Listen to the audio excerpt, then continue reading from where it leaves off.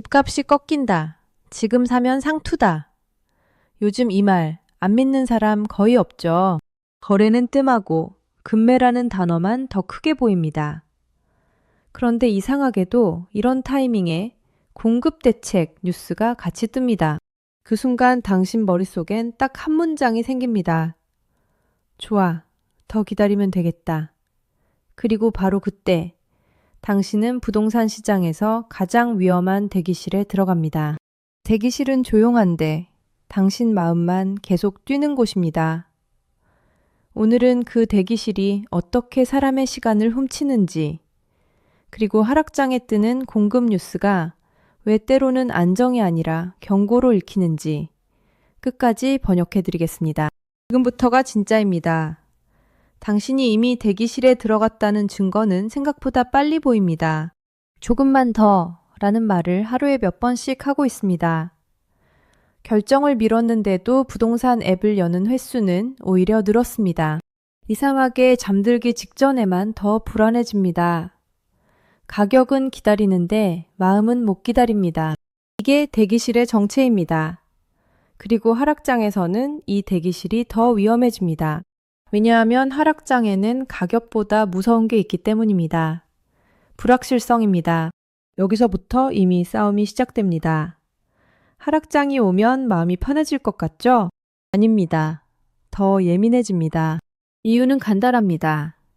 올라갈 때는 언제 사야 해가 불안이고 내려갈 때는 언제까지 기다려야 해가 불안이 됩니다. 정답이 없으니까요. 거래가 많은 시장은 평균이 방향을 잡아줍니다. 그런데 거래가 마른 시장은 몇 건의 사례가 분위기를 지배합니다. 아주 싸게 팔린 한 건이 폭락이 되고 비싸게 체결된 한 건이 바닥이 됩니다. 그 한 건이 기사 제목이 되고 커뮤니티 글이 되고 단톡방에 단정이 됩니다. 정보가 적을수록 사람은 소문에 기대게 됩니다. 그래서 하락장은 조용해 보이지만 사실은 더 과민해진 상태입니다. 그리고 이 과민한 상태에 불을 붙이는 단어가 있습니다. 바로 공급입니다. 여기서부터 분위기가 당신을 잡아먹기 시작합니다. 공급이라는 단어는 원래 달콤합니다. 집이 늘어나면 숨통이 트일 것 같으니까요. 그런데 하락장에 공급 뉴스가 뜨는 순간 많은 사람은 이렇게 번역합니다. 정부가 이 얘기를 할 정도면 지금이 꽤 심각한가 보다.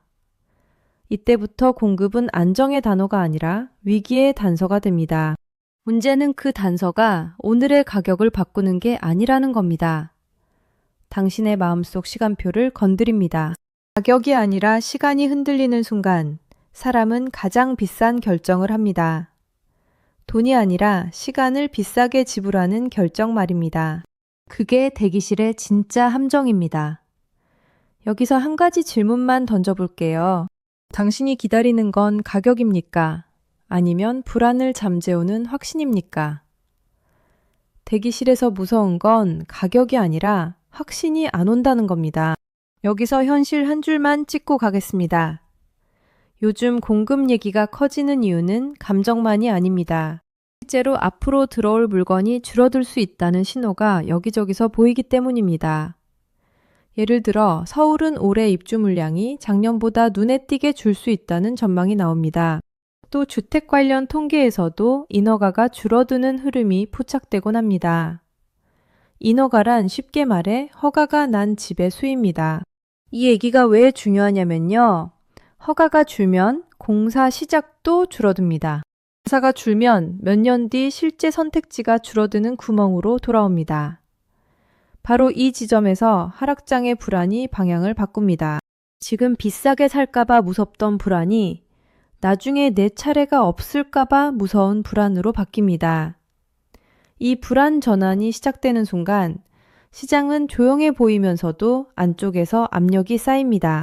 압력은 소리 없이 쌓입니다. 그리고 소리 없이 쌓인 압력이 어느 날 한 번에 행동을 바꿉니다. 부동산에는 시계가 두 개 있습니다. 하나는 현실의 시계입니다. 땅이 움직이고 허가가 나고 공사가 시작되고 입주가 되는 시계입니다. 이 시계는 느립니다. 몇 년 단위로 갑니다. 다른 하나는 기대의 시계입니다. 기대의 시계는 빠릅니다. 기사 한 줄에 하루 만에 끝까지 달립니다. 하락장에서는 현실의 시계가 멈춘 것처럼 보입니다. 거래가 줄어드니까요. 그런데 기대의 시계는 오히려 더 민감해집니다. 조용하면 작은 소리도 크게 들리기 때문입니다. 그 작은 소리 중 하나가 공급 뉴스입니다. 그래서 하락장에 공급 뉴스가 붙으면 시장은 가격보다 먼저 다른 걸 바꿉니다. 매물의 속도입니다. 이걸 모르면 당신은 가격 그래프를 보면서도 계속 엇박자를 탑니다. 왜냐하면 가격은 마지막에 찍히고 속도는 먼저 바뀌니까요. 매물의 속도는 이렇게 바뀝니다. 하락장에서는 팔 사람이 불안합니다. 그런데 공급 뉴스가 뜨면 팔 사람의 마음이 흔들립니다. 이거 몇 년 뒤 부족해지는 거 아니야? 그러면 어떤 사람은 내놓은 물건을 잠깐 거둡니다. 딱 그 순간 시장에서 보이는 물건이 줄어듭니다. 줄어든 건 가격이 아니라 선택지입니다. 반대로 살 사람은 더 망설입니다. 더 떨어질지 몰라 라는 불안에 나중에 더 못 살지 몰라 라는 불안이 덧붙습니다. 망설임이 두 겹이 됩니다. 거래는 더 얇아집니다. 거래가 얇아지면 작은 변화가 크게 보입니다. 한 건이 시장 전체처럼 퍼집니다. 그리고 그 한 건이 사람 마음을 흔듭니다. 결국 하락장에 공급 뉴스가 뜨면 가격이 먼저 움직이는 게 아닙니다. 시장의 표정이 먼저 바뀝니다. 표정이 바뀌면 사람의 행동이 바뀌고 행동이 바뀌면 나중에야 숫자가 따라옵니다. 그래서 이 시기에 가장 위험한 질문은 가격이 얼마냐가 아닙니다. 속도가 어디로 붙었냐입니다. 이게 오늘의 핵심입니다. 당신이 숫자를 보기 전에 이미 시장은 속도로 당신을 흔들고 있을 수 있다는 것. 여기서 반전 하나 던지겠습니다. 모든 공급 뉴스가 다 위험한 건 아닙니다. 공급 뉴스에도 가짜가 있고 진짜가 있습니다. 가짜는 말만 큽니다.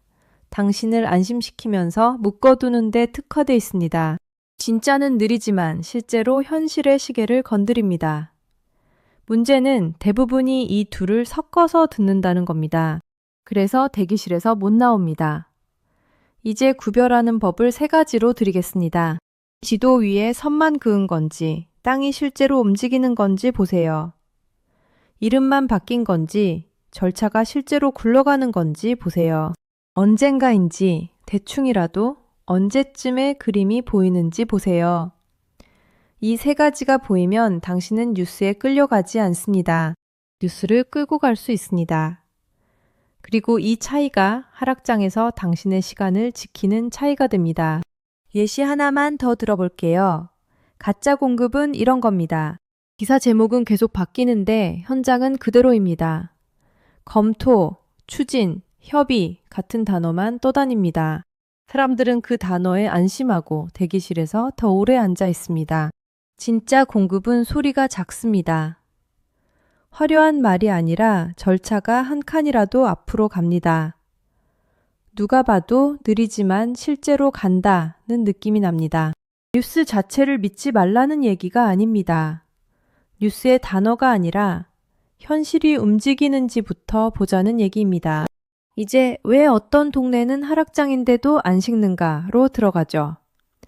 여기서 많은 사람이 또 착각합니다. 공급이 늘면 다 안정될 거라고요. 그런데 사람은 집의 개수를 세지 않습니다. 조건을 셉니다. 출퇴근, 학교, 생활권, 새집, 안전, 그리고 남들도 좋아할 이유. 이 조건은 하락장에도 그대로입니다. 내 직장은 그대로고, 아이 학교도 그대로고, 내 동선도 그대로입니다. 그러니 사람들은 전체 시장이 차가워져도 조건이 좋은 쪽에 더 집착합니다. 그리고 공급 뉴스는 이 집착에 불을 붙입니다. 낡은 게 새 것으로 바뀐다는 상상력. 동네가 업그레이드 된다는 상상력. 부동산은 실물이 아니라 미래의 이야기에 먼저 가격표가 붙을 때가 있습니다. 그래서 하락장에서도 특정 곳의 분위기는 갑자기 뜨거워집니다. 가격이 아니라 기대가 먼저 달리기 때문입니다. 그리고 기대가 달리는 순간 사람은 더 빨리 스스로를 설득합니다. 지금은 하락장이지만 여긴 다를 수도 있어. 이 한 문장이 무서운 이유는 그 다음 문장이 항상 따라오기 때문입니다. 그러면 지금 움직여야 하는 거 아니야? 여기서 하락장의 진짜 공포가 나옵니다. 지금 비싸게 살까봐 무서운 게 아닙니다. 나중에 내가 갈 곳이 더 줄어들까봐 무서운 겁니다. 특히 요즘처럼 양극화가 강한 시장에서는 더 그렇습니다. 공급이 늘어난다는 뉴스가 나와도 사람들은 압니다. 내가 원하는 그 동네는 땅이 갑자기 생기지 않는다는 걸요. 그러면 공급 뉴스는 시장 전체를 고르게 안정시키는 게 아닙니다. 갈 수 있는 곳과 못 가는 곳의 물길을 더 깊게 팝니다. 이 물길이 깊어지면 어떤 일이 생길까요? 대기실에 있던 사람이 더 오래 앉아 있게 됩니다. 기다리면 되겠지가 기다려도 못 갈지도로 바뀌는 순간 대기실은 감옥이 됩니다. 감옥이 되면 사람은 결국 결정을 당합니다. 그 결정을 당하는 순간이 바로 시간이 빠져나가는 순간입니다. 가격을 아끼려다 시간을 잃는 순간입니다. 이제 당신의 인생 계획으로 넘어가겠습니다. 여기서부터는 숫자가 아니라 삶입니다. 부부가 밤에 식탁에 앉아 있다고 해봅시다. 한 사람은 말합니다. 요즘 떨어진다니까 조금만 더 기다리자. 다른 사람은 말합니다. 근데 공급 뉴스 계속 나오는데 우리 너무 늦는 거 아니야? 둘 다 틀리지 않습니다. 둘 다 후회를 피하려는 겁니다. 부동산에서 가장 무서운 건 돈이 아닙니다. 후회입니다. 후회는 사람을 조급하게 만들고 조급함은 사람의 시간을 훔칩니다. 기다리는 동안 아이는 자랍니다. 전세 만기는 다가옵니다. 직장 사정은 바뀝니다. 부모님은 연세가 드십니다. 조금만 더 라는 말이 3번 반복되는 동안 당신의 1년이 사라집니다. 가격이 더 내려가길 기다리는 동안 당신의 일정표는 계속 앞으로 갑니다. 시장은 멈춘 것처럼 보여도 당신의 시간은 멈추지 않습니다. 이게 부동산이 뚫는 시간의 구멍입니다. 그리고 이 구멍은 한번 뚫리면 돈만 빨아들이는 게 아닙니다. 에너지도 빨아들입니다. 체력도 빨아들입니다. 부부 사이의 평온도 빨아들입니다. 그래서 부동산을 저는 이렇게 부릅니다. 정신적 월세. 살고 있든 없든 생각하는 순간 빠져나가는 월세. 대기실에 오래 앉아 있을수록 그 월세는 커집니다. 대기실에서 사람들이 가장 많이 하는 착각이 있습니다. 가격만 더 내려오면 해결될 거야. 그런데 인생은 가격으로만 움직이지 않습니다. 선택권으로 움직입니다. 선택권이 줄어드는 순간 당신은 더 이상 선택하는 사람이 아닙니다. 떠밀리는 사람이 됩니다. 떠밀리면 어떤 말이 나오죠? 그땐 어쩔 수 없었어. 대기실의 마지막 문장은 언제나 이겁니다. 그래서 하락장의 함정은 가격이 아닙니다. 기다림이 나를 침착한 사람처럼 보이게 만들면서 동시에 내 선택권을 갉아먹는다는 데 있습니다. 겉으로는 침착한데 속으로는 점점 급해집니다. 그 급함이 당신을 비싸게 만듭니다. 돈이 비싼 게 아닙니다. 되돌릴 수 없는 선택이 비싼 겁니다. 그리고 그 선택은 되게 피곤한 날 밤에 나옵니다. 그러니 하락장의 가장 큰 적은 시장이 아니라 당신의 피로입니다. 여기서 공포만 주고 끝내면 찝찝하죠. 그래서 이제는 희망을 드리겠습니다. 대기실 문을 열고 나간다는 건 집을 당장 어떻게 하라는 뜻이 아닙니다. 시장의 속도에서 내 삶의 속도를 분리하는 겁니다. 주도권을 되찾는 겁니다. 부동산에서 가장 큰 수익은 가격표가 아니라 내 선택권을 지키는 데서 나옵니다. 선택권을 지키면 덜 불안해집니다. 덜 불안하면 덜 피곤해집니다. 덜 피곤하면 덜 비싼 결정을 합니다. 이게 하락장에서 가장 현실적인 이득입니다.